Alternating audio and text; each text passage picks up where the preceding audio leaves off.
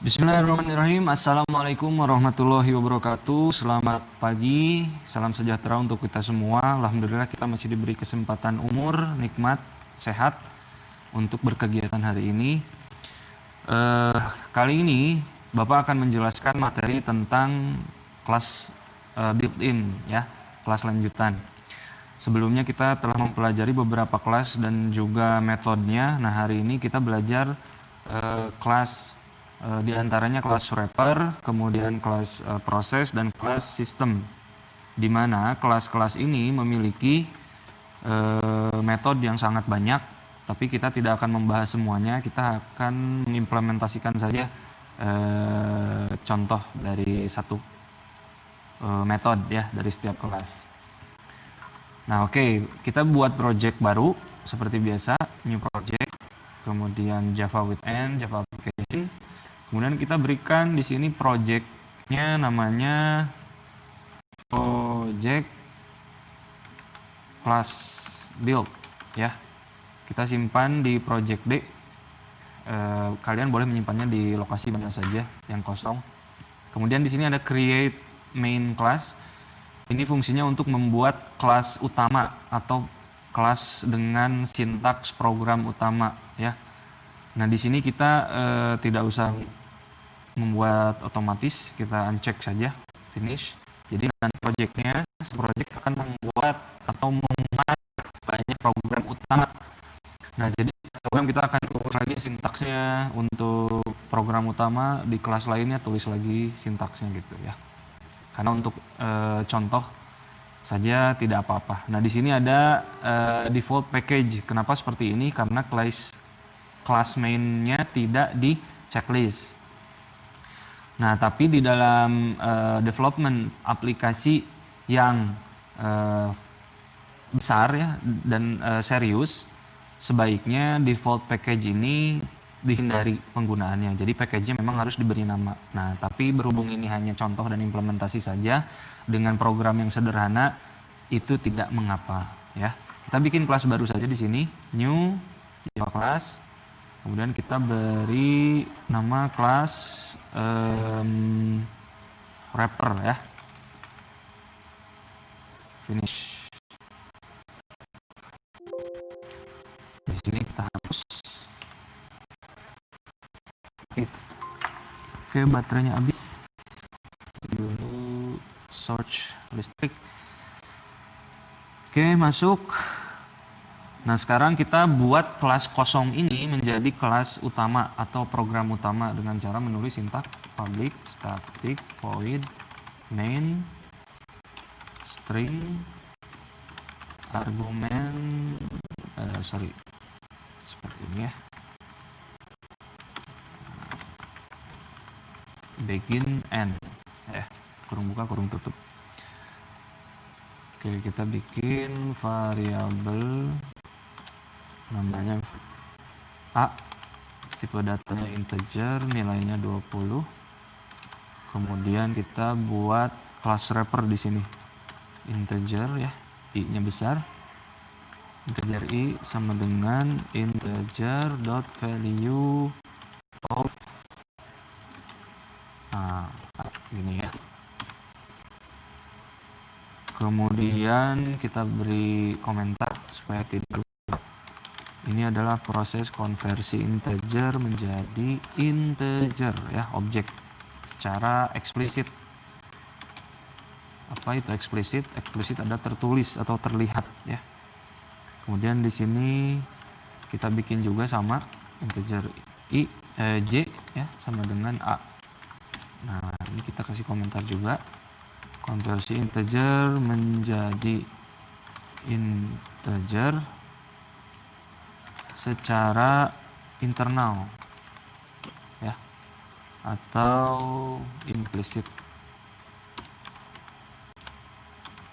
Atau di sini kita bikin juga apa? Ini kita tutup dulu. Auto boxing.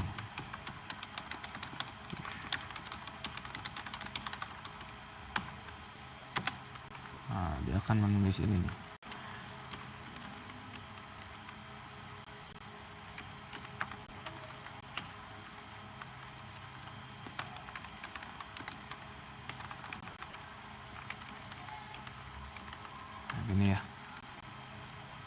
Kemudian kita tampilkan ke layar dengan cara out print line, kemudian A,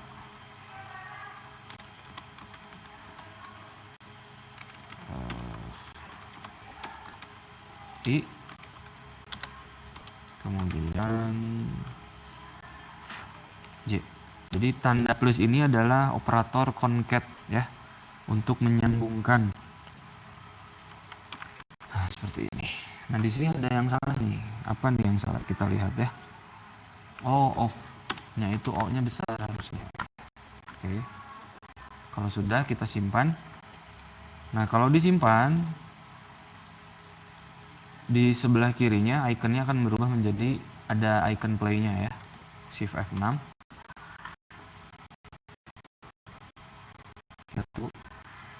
Nah, jadi hasilnya ini ya. 20 20 20. Sama saja. Kenapa? Karena integer A itu berapa? A itu berapa? A di sini A itu 20. Kemudian I itu kan nilai dari A juga sebetulnya, tapi dia dirubah ke dalam bentuk objek integer. Sama saja nilainya 20 karena awalnya memang integer ya, bilangan bulat. Beda hal dengan bilangan double atau float yang ada koma-komanya, mungkin tidak sama seperti ini. Kemudian integer J ini juga sama, menulis nilai ini ke dalam bentuk integer objek. Nah, cuman bedanya adalah kalau yang ini integer value of-nya ditulis, kalau ini tuh nggak ditulis. Jadi makanya di sini keterangannya secara implisit ya, tidak ditulis. Tapi si fungsinya bisa dijalankan ya. Itu. Ini adalah kelas implementasi dari kelas reply yang pertama. Kemudian selanjutnya adalah kelas proses ya. Kelas proses ini banyak, tidak banyak sih, hanya 4 ya. Destroy, exit value, is live, atau wait for. Nah, nanti deskripsinya, keterangannya bisa dilihat di lembar kerja. Nah, yang kita akan praktekkan di sini adalah destroy, atau yang fungsinya itu menghentikan atau mematikan sebuah proses ya. Nah, supaya projectnya tidak banyak, kita klik kanan saja di sini, new Java class. Nah, kita beri nama kelas proses ya. Package-nya biarkan saja. Nah, ini adalah kelas kosong dari kelas proses, tidak ada apa-apa. Kita mau bikin jadi program utama, berarti kita harus menulis sintaks ini ya. Kurung awal, kurung kurawal buka, kurung kurawal tutup. Nah, selanjutnya kita coba seperti ini. Try ya. Catch. Catch, kemudian exception. Ini ya. Nah, ini.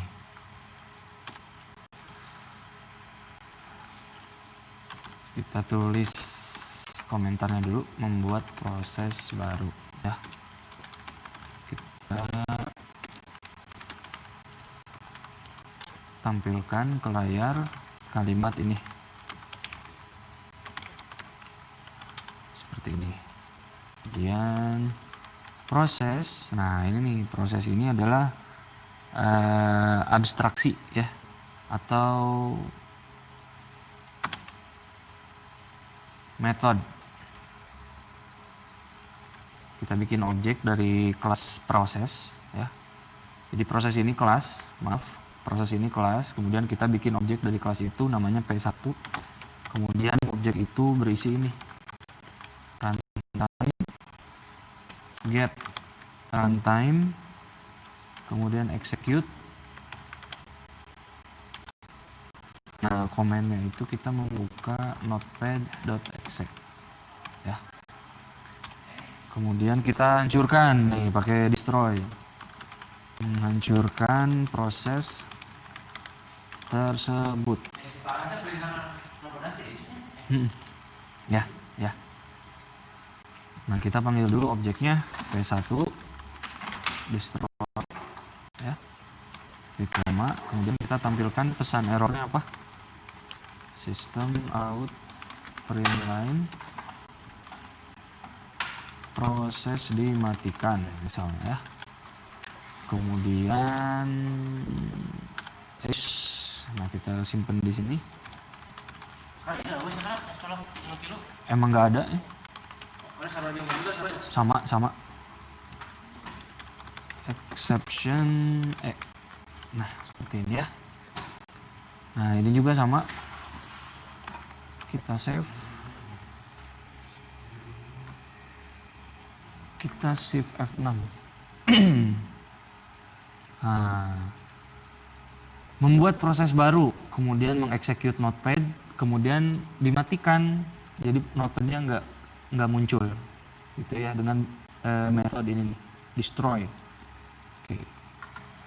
Nah karena ini terkait dengan proses di belakang layar, makanya dia pakai metode pakai sintaks ini ya, try sama catch, gitu. Nah sekarang kita lanjut ke kelas sistem ya. Kelas sistem ini terbagi menjadi 3 bidang ya, atau 3 jenis. Yang pertama static print stream, static input stream, dan static print stream, di mana jenis-jenis ketiga jenis ini memiliki memiliki metode-metode yang lumayan banyak. Dari referensinya tertulis ada 28 jenis metode ya, tapi kita tidak akan implementasikan semuanya. Kita bikin lagi baru Java class ya. Nama kelasnya adalah kelas system. Nah, seperti ini ya.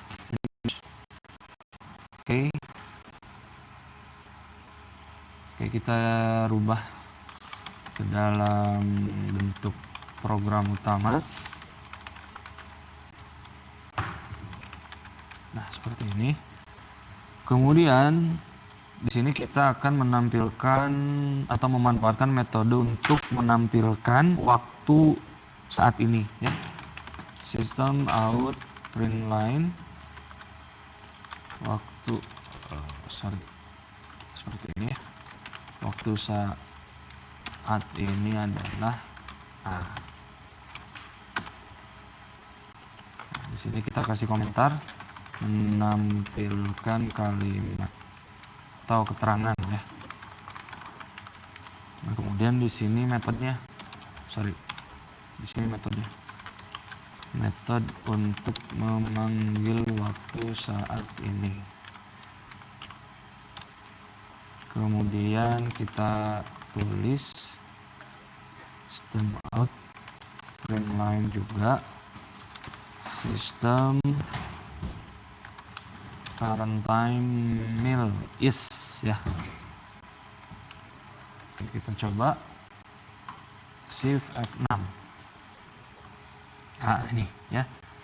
Jadi outputnya waktu saat ini adalah diambil dari sintaks yang ini, baris program yang ini, kode baris yang itu, kemudian waktunya dalam bentuk milisecond diambil dari sini ya, dari kode baris yang ini. Oke, itu saja mungkin untuk pertemuan hari ini. Jadi kita telah mengimplementasikan dalam bentuk program sederhana, yaitu metode-metode di dalam kelas proses, kelas sistem, dan kelas wrapper. Ya, jadi Java memiliki metode-metode khusus yang kita itu tidak usah membuat atau mengimplementasikan atau membuat logika baru gitu ya. Tapi si Java itu memiliki metode-metode yang kalau kita pakai, dia akan mengerjakan pekerjaan tertentu gitu. Jadi kita tinggal manfaatkan saja. Ya, sebenarnya untuk membuat current time mil is ini juga ya bisa saja menggunakan sintaks proses, kemudian diikuti dengan perulangan operasi logika, tapi nggak sampai situ karena Java sudah memiliki fitur itu, memiliki metode-metode tersebut, jadi kita tinggal manfaatkan saja ya. Dan source untuk metode-metode ini karena banyak, nanti saya hadirkan di link di deskripsi ya. Oke, untuk hari ini sekian saja, mudah-mudahan bermanfaat. Terima kasih atas perhatiannya. Wassalamualaikum warahmatullahi wabarakatuh.